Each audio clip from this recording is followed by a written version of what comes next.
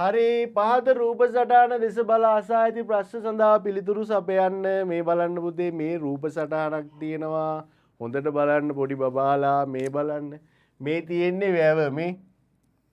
වැව තියෙනවා ඊට පස්සේ ඒකට යටින් තියෙනවා පුතේ වැව් බැම්ම. වැව මේ වැව ගමෙන් ආරක්ෂා කරලා තියෙන්නේ නේද? වැව් බැම්මෙන්නේ වැව ආරක්ෂා වෙන්නේ නැත්නම් වතුර එනවනේ ගමට.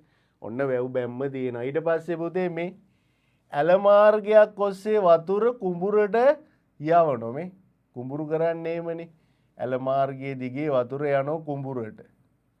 ඊට පස්සේ මෙතන පිට්ටනියක් තියෙනවා. පන්සලක් තියෙනවා.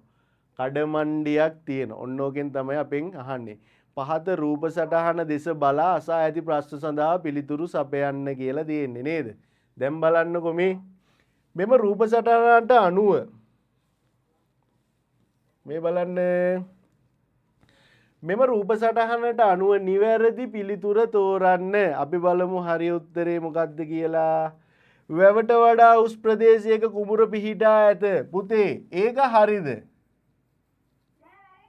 ඇයි වැරදි? හේතුව මොකද්ද? වැවට වඩා උස් නම් තියෙන කුඹුර කොහමද වැවෙන් වතුර ගන්නෙ කුඹුරට? ඔව් පුතේ. එතකොට වැවට වඩා උස් තැනක කුඹුර තියෙනවා නම් වැවෙන් කුඹුරට වතුර ගන්න විදියක් නැහැනේ. වතුර යන්න විදියක් නැහැනේ නේද? උඩට වතුර යන්නේ නැහැනේ පල්ලෙහාටනේ යන්නේ. ඒක නිසා පළවෙනි එක ගන්නෙ නැහැ. මේ බලන්න දෙවෙනි එක. වැවට උතුරු දෙසින් වැව් බැම්ම පිහිටා ඇත. පුතේ මම කියලා දීලා තියෙනවා දිසා පාඩමේදී ටයන්න තමයි වැදගත්ම. දිසා පාඩමේදී වැදගත්ම ටයන්න මේ. ඒක මේකයි මේ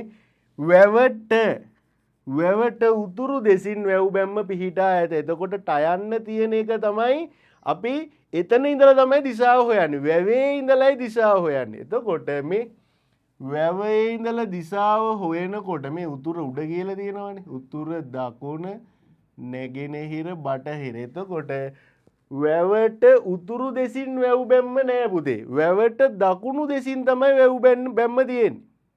පැහැදිලි නේද? වැවට උතුරෙන් නෑ. වැවට දකුණෙන් තමයි වැව් බැම්ම තියෙන්නේ. එතකොට දෙවෙනි එකත් වැරදි. ඊළඟට බලන්නකෝ ඊළඟ එක. වැවට වඩා පහත් ප්‍රදේශයක කුඹුර පිහිටා ඇත. හරිද වැරදිද? හරි පුතේ. වැවට වඩා පහත් ප්‍රදේශයක තියෙන හින්දා තමයි පුතේ ඇල මාර්ගය ඔස්සේ මේම වතුර කුඹුරට ගන්නේ. එහෙනම් පිළිතුර අංක 3. හරි.